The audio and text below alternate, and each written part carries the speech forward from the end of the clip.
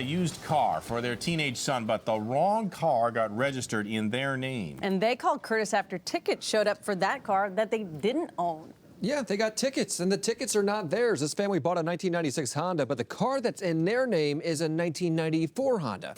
They've been trying to fix this since September, so what is the holdup? Running a daycare out of her home, Robin Durham says she does not have time to deal with 3 parking and toll tickets that are not theirs. My son had turned 16 in June, and he wanted a manual car.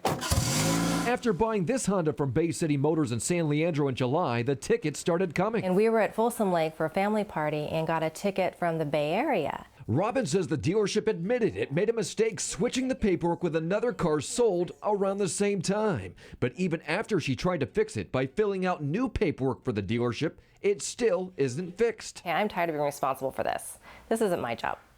You need to do this. I've never heard of this happening. It's highly unusual. Phil Reed of Edmunds.com says before sealing the deal on a car, you've got to double check the documents. Most people are focused on price, but it's also extremely important to make sure that all of the details of your vehicle, and that would be the vehicle identification number, are correct and in the right place. We called Bay City Motors to see what's taking so long to fix this. They tell us the customer who bought the other car involved here is unresponsive and has not turned in the documents to correct the problem.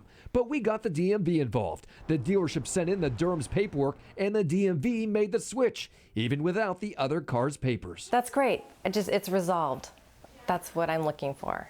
All right, but what about those tickets? The DMV says it will also work to get those tickets out of the Durham's name and to the driver who really got those tickets. So is there any way a car buyer can just like sidestep the dealership on this DMV paperwork? All right, the guy from Edmunds.com says you could request a temporary registration from the dealership, and then you could go to the DMV yourself and get a permanent one, but what a hassle. And he says this is very rare. All you really have to do is check the paperwork, read the paperwork, make sure it's the same car that you're buying. Well, and dealerships do this every single day. They're used to this kind of paperwork. Yeah, and with lots of paperwork, I guess a mix-up will happen from time to time.